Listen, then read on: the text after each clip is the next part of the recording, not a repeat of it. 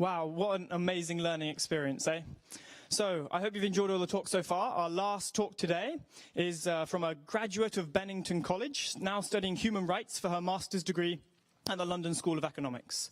She's received the Rotary Global Scholarship and accomplished 2 international peace projects. She's here today to share with us her beautiful story about the documentary Songwriting Peace Project in Cyprus, Songs Across Boundaries. Please join me in welcoming Melodi Var Öngel.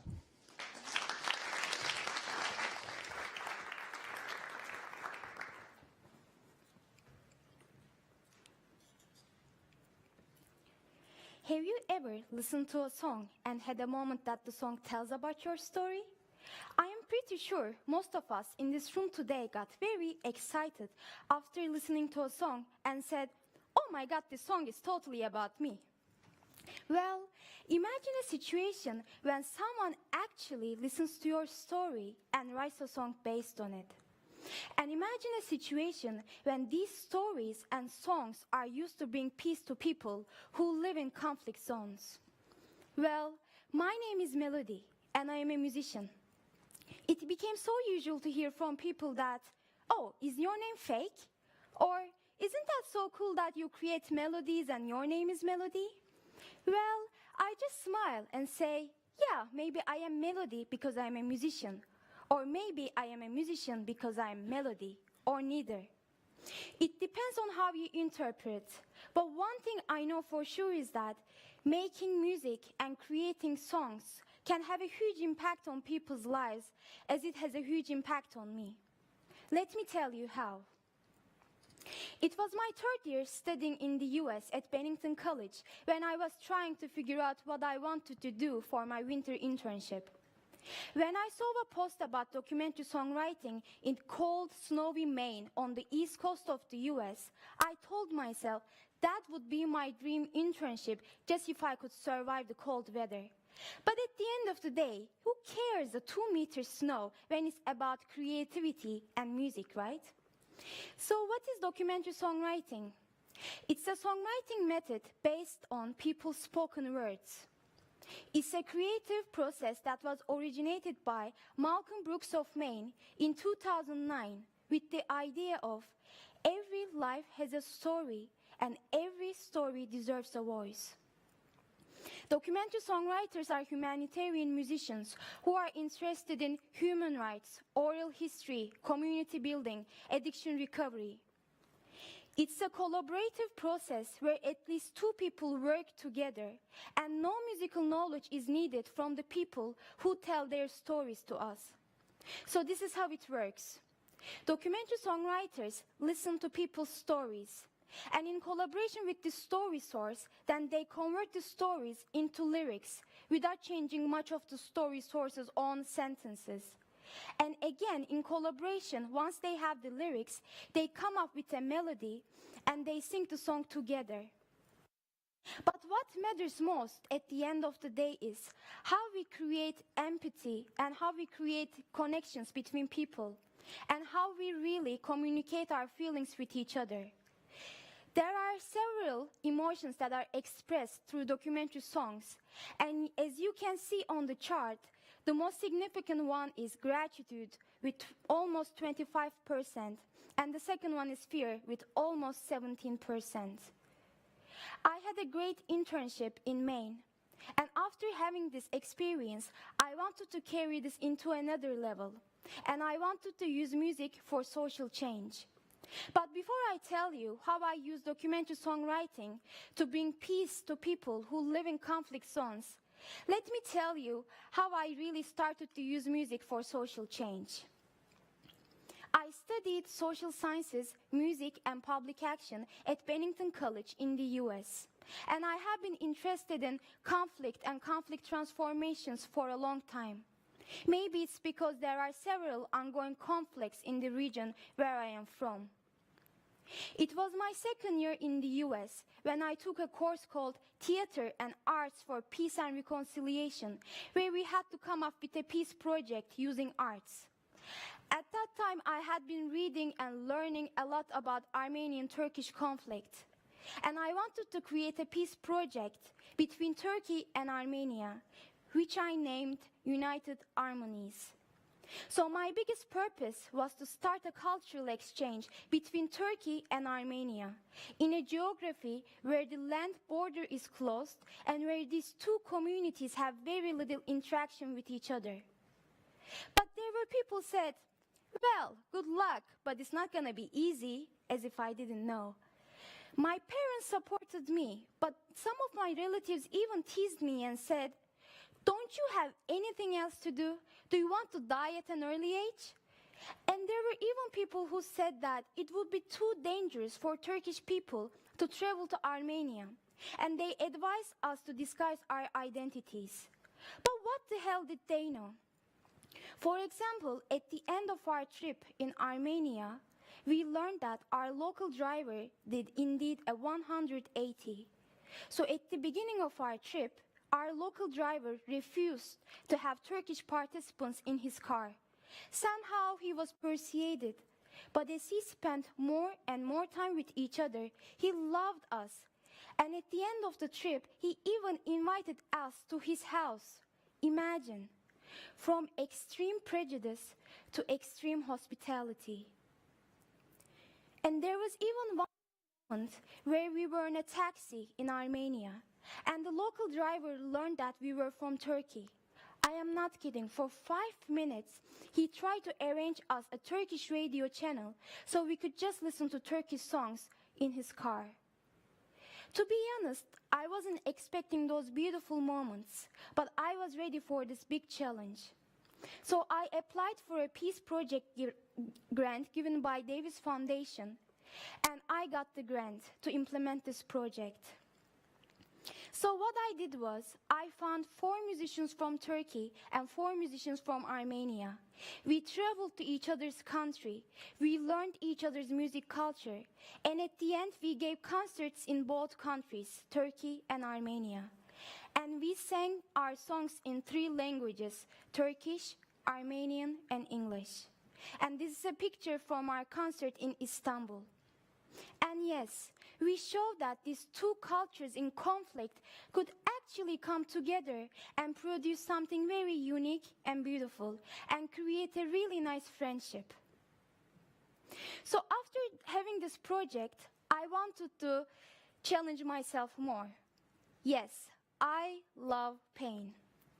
So while I was thinking how I could combine documentary songwriting with human rights issues, I found myself having a summer vacation in Cyprus, a beautiful country but with an ongoing conflict between Turkish Cypriots and Greek Cypriots. Cyprus is an island on Mediterranean Sea which has been divided since 1974 as a result of violent clashes between Turkish Cypriots and Greek Cypriots. And these 2 communities don't live together anymore. Turkish Cypriots live on the north part of Cyprus, and Greek Cypriots live on the south part of Cyprus. So while I was wandering in Cyprus, I found myself at the buffer zone, and in front of the civic organization called Home for Cooperation, which supports peace activities between these 2 communities. But let me first describe how it feels to be at the buffer zone. Do you recognize any other city in the world which has been divided since Berlin? Nicosia is divided, but unlike Berlin, it is not divided by walls.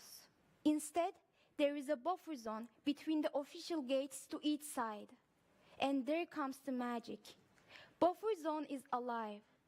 Buffer zone is a place where peace activities happen and where these 2 communities interact with each other more. So imagine you enter a zone where you have to show your ID each time you enter. You are not allowed to take any pictures or photos.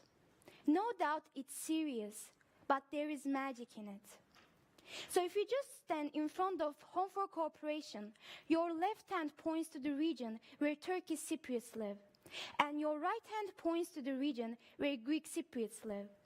So you are just in the middle. You feel a little bit restricted in between the boundaries.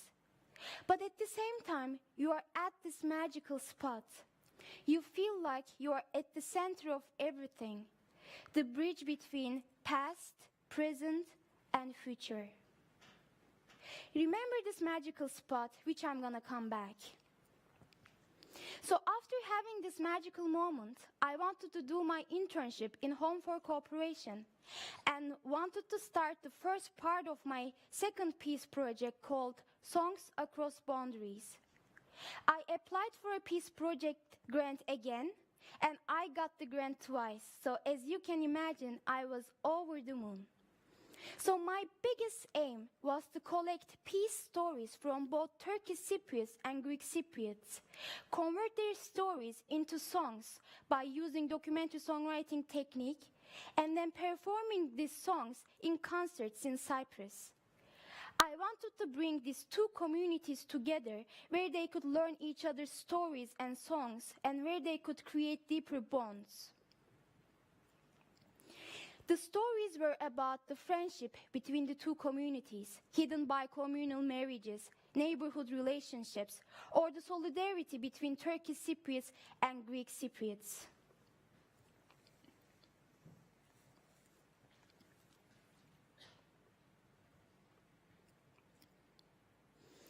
So, as I collected more stories, I met beautiful people in Cyprus. And I recognized that in order to collect stories from Greek Cypriot community, I needed to cross the border to go to the south part of Cyprus where Greek Cypriots live. Was it easy though? Have you ever had the trouble of going to somewhere which was just 1 minute away from where you were? No, right? At the end of the day, if you are not sick or lost, it's just 1 minute away. But if the politics is your main enemy, then this 1 minute walk can become a one-day journey. No foreigners are allowed to go to the south part of Cyprus if they are first landed on the north. Additionally, Turkish citizens are not allowed to go to the south part of Cyprus without a visa. But the only place we can get the visa is Greece. So remember this magical spot. If you just turn right and go for 1 minute, you're at the border and you can literally enter the Greek Cypriot side. But in order for me to do that, I needed to fly back 500 miles, first to Istanbul, then to Greece, then to the south part of Cyprus where Greek Cypriots live. So this 1 minute journey became this weird triangle, as you can see on the map. And the story became even more interesting when I arrived in my hotel in the south part of Cyprus. I did my bookings weeks before, and I was sure that nothing could go wrong after this long journey. I said my name to the guy at the reception, and he looked at my face as if I was an alien from outer space. He just for some reasons couldn't find my name on the list. I waited and waited and waited. He was just struggling. And I asked, what's wrong? I did my bookings. I am from Turkey. That sentence solved our mystery. His eyes were shining. He was mesmerized and shocked. He was like, you are from Turkey.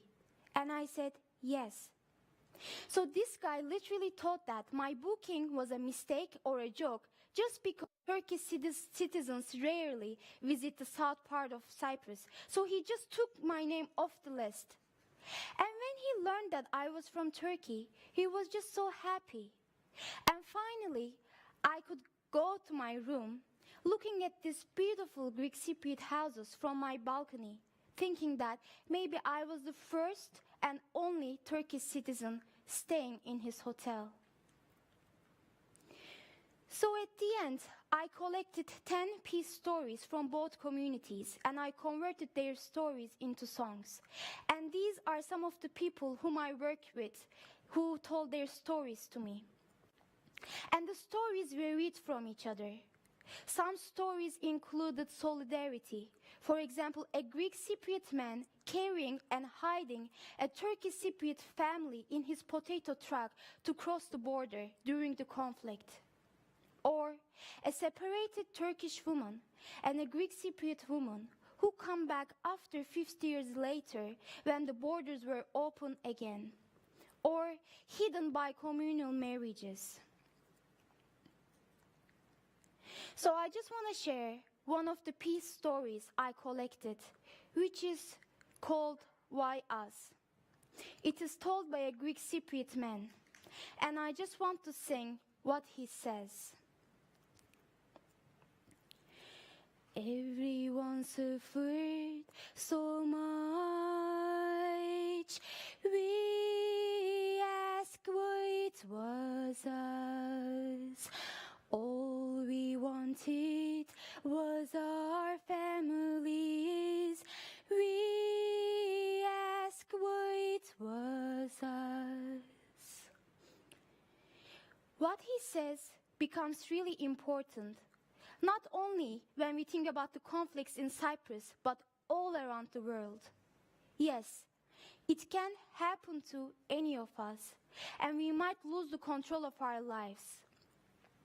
Peace can turn into conflict for so many reasons. So why us is a rebel against those situations where we lose the control of our lives.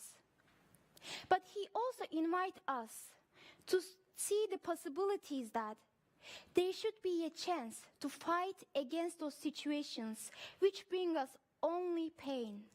He says, like in the past, let's live together as siblings, as friends. So last summer, I gave 3 concerts in Cyprus with the local musicians, and I invited all the storytellers to my concert, and we had a great moment. And this project is going to continue in the future. We already recorded all those songs in a studio with the local musicians, and we plan to turn this into a CD album. I already put all the songs on YouTube under Songs Across Boundaries. And Nicosia Municipal Orchestra showed a great interest in those songs, and now they want to play and perform those songs next year in their program. I believe that as more people hear those stories and songs, the more they will change their opinions about the current conflict in Cyprus and the way they see the other culture. I had people who came up to me after the concerts and said, these stories and songs were very effective to remind people of their peaceful past, shared history, and common humanity. And that was the moment when I recognized that documentary songwriting could be actually used for humanitarian purposes. I have been recently told that the people who worked in documentary songwriting organization have been highly influenced by my Cyprus project, and now they came up with new ideas and projects. Now, it's being used to help women who have been raped or sexually abused. Now, it's being used to give veteran soldiers a voice. And this spring, it is going to be used to help African refugees awaiting asylum in Belgium. I just want to end my presentation with one of the other peace stories I collected, which is called Famagusta Walls. And it is told by a Greek Cypriot man called Kostis. So Kostis and the Turkish Cypriot man called Sarper meet in a peace gathering where they share each other's stories from the past. Kostis tells a story about how his brother was wounded during the conflict. And Sarper asks him a lot of questions, how he was wounded, where he was wounded. And Kostis just tries to understand why Sarper asks him a lot of questions. And Sarper says, I also fought in the same place, near Famagusta Walls.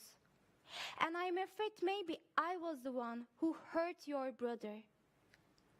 And Kostis says, don't worry, it was not you. It was the mortar who hurt my brother. And after this interaction, they become best friends, and they start to call each other Kardeş, which means brother in Turkish. And they try to support each other in every way. Yes, It can happen to any of us. We might lose the control of our lives. We might not know where we will end up in the future, and peace can turn into conflict for so many reasons. But once we are ready for friendship, once we are ready to think beyond certain labels, certain restrictions, certain boundaries, not only our music and songs can cross the border, but also we as people can cross the boundaries. Now, I will just sing the part of Famagusta Waltz to end my presentation. We call each other, guard us, guard us. We share each other's lives with my guard eyes. I turned to him and said, for you I will be always there. There, for you I will be always there. Thank you.